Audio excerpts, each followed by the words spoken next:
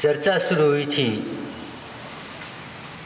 कि जीव अनादि से अशुद्ध है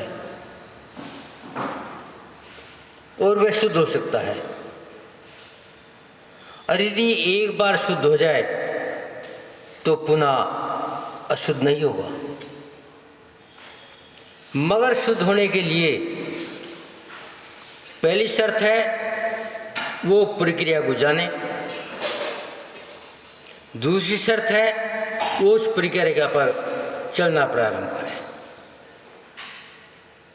जो दोनों प्रक्रिया शुरू हो जाएंगी उसके बाद जीव शुद्ध होगा। मगर मैं शुद्ध तो होना चाहता हूँ, मगर प्रक्रिया को जानना भी चाहता हूँ, मगर चलना नहीं चाहता, तो शुद्ध क्या होगा? फिर वो कभी शुद्ध नहीं हो सकता। तो हमें शुद्ध होने के लिए अपने आप को सबसे पहले चारित्रवान बनना पड़ेगा। और आचार्य कहते हैं चारित्रवान बनने के बाद में ज्ञान की तो सीमा है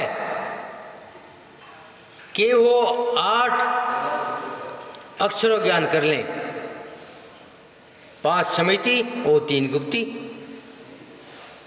यदि 8 अंकों का ज्ञान हो गया तो शुद्ध हो जाएगा, और फिर ज्ञान अपने आप आ जाएगा। जिस प्रकार की शिव भूति मुनि को आ गया था। मगर मैं शुद्ध होना चाहता हूँ, मगर चारित्र धारण करना नहीं चाहता, तो फिर अशुद्ध का शुद्ध हो। कौन छोटा कौन बड़ा? कोई छोटा बड़ा नहीं है, मगर उसके कर्म उसे छोटा बड़ा बना देते हैं, जबकि जीव बराबर है। मगर मेरे कर्म खोटे हैं तो मैं छोटा निगोद में पहुंच जाऊंगा, और मेरे कर्म समीचीन है तो सिद्धालय पहुंच जाऊंगा। जब भगवान आदिनाथ ने छोटे बड़े ख्याल से 3 वर्ण बनाए थे, एक क्षत्रिय जो शरीर में ताकतवर, बुद्धि में तेजस्वी, उनका हाथ में तलवार दे दिया, क्योंकि जानते थे बुद्धि है, तलवार का दुरुपयोग नहीं होगा। उन्होंने देश की रक्षा के लिए रख दिया। दूसरा वर्ण बनाया वैश्य, जो बुद्धिमान तो हैं मगर ताकत में कमजोर हैं। तुम सामान का लेन देन करो। मगर जो तीसरे लोग बनाए, जब बुद्धि मंद है, शरीर में ताकत है, उन्हें कहा तुम मजदूरी करो, शिल्पकारी करो, बर्तन बनाओ, मकान बनाओ। तो ये छोटे बड़े कहां से बने? तो आदिनाथ ने उसमें बुद्धि भी देखी और ताकत भी देखी, और वे बुद्धि और ताकत आज भी देखी जाती है। यदि हमारे मात बुद्धि है और शक्ति है तो हम आज भी सिद्धालय की यात्रा कर सकते हैं। और हमारे पास शक्ति है, विवेक नहीं है, तो हमारी शक्ति हमें निगोद की यात्रा करा देगी।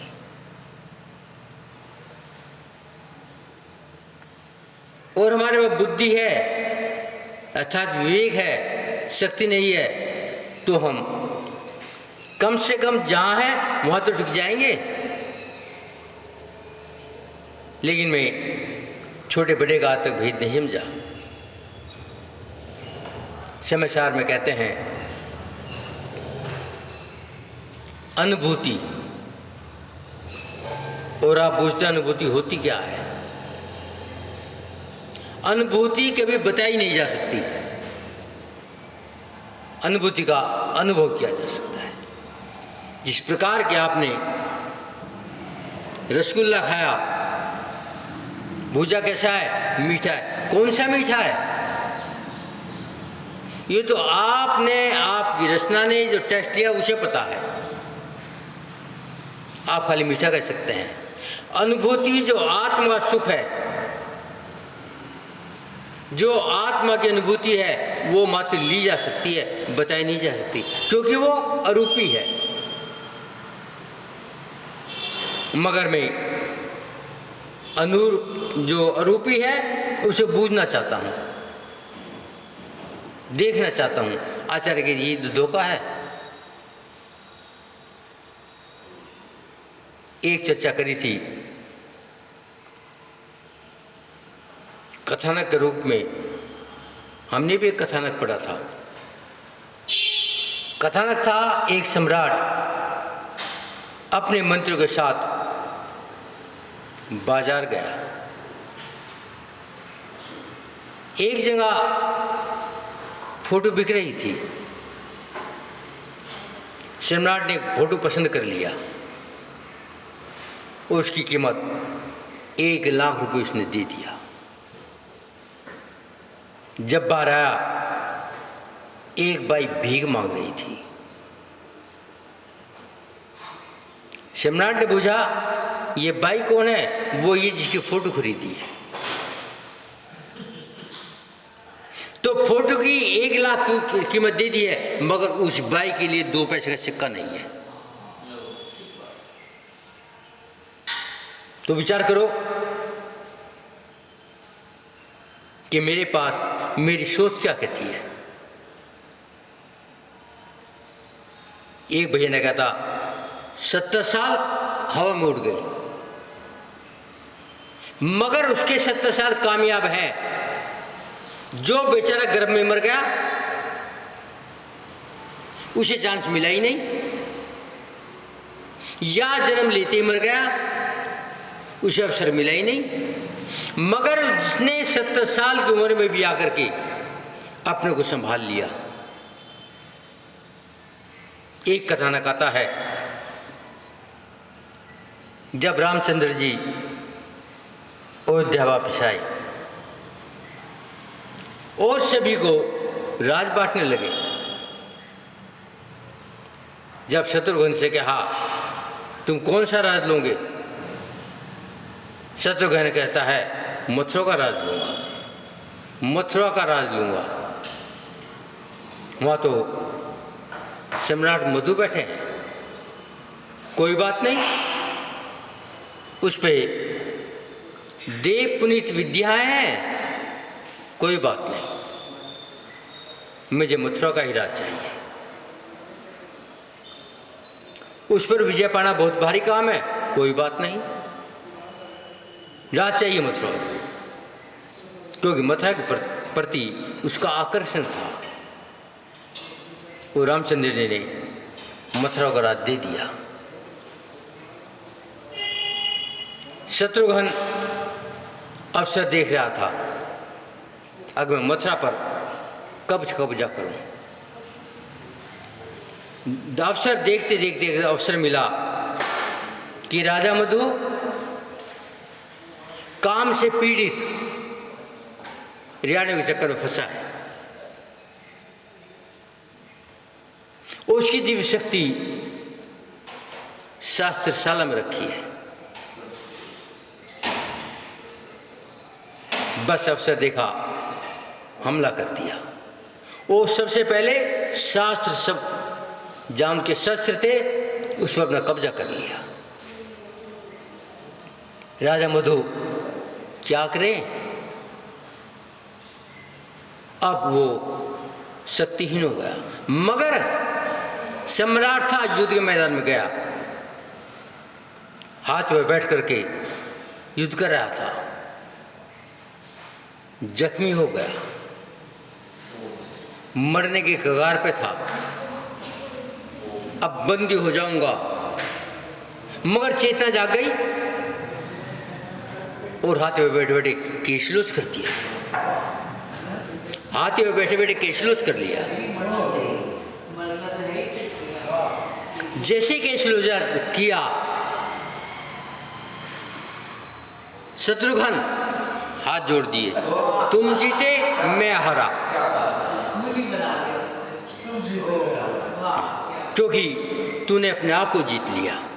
अपने आप को जीत। हाँ, और वो राजा मधु महान संत बन गए, दिगंबर अवस्था में आ गए और युद्ध के मैदान को ही कामयाब कर दिया, क्योंकि युद्ध का मैदान वैराग्य का मैदान हो गया। तो विचार करो, 70 साल काम आई नहीं आए। यदि उम्र पहले समाप्त हो जाती, यदि वो पहले बंदी हो जाता, यदि युद्ध में मारा जाता, तो 70 साल बेकार हो गए थे। और उसने 70 साल का सदुपयोग कर लिया और राजा मधु संत बन गए और संत बन करके मोक्ष मार्गी बन गए और वे समय पा करके मोक्ष भी जाएंगे।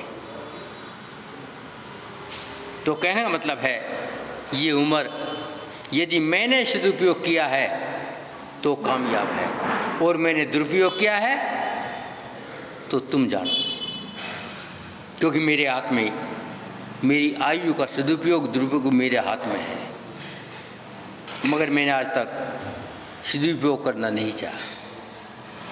ये स्थिति सम्राट की थी, फोटो 1 लाख का और गरीबों के लिए एक रोटी नहीं।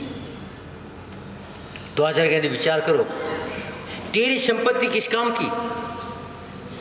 एक फोटो तेरे डायरी रूम में लग जाएगी, वो तुझे पता मैंने 1 लाख रुपए खरीदी है, कोई कीमत नहीं। यदि वो गरीब जो भीख मांगरी जी की फोटो खरीदी है, उसे अपने महल में ले जाता और नौकरानी बना लेता, तो जीवन सफल हो जाता। कहना यही है कि मैं अशुद्ध हूँ मगर शुद्ध बन सकता हूँ।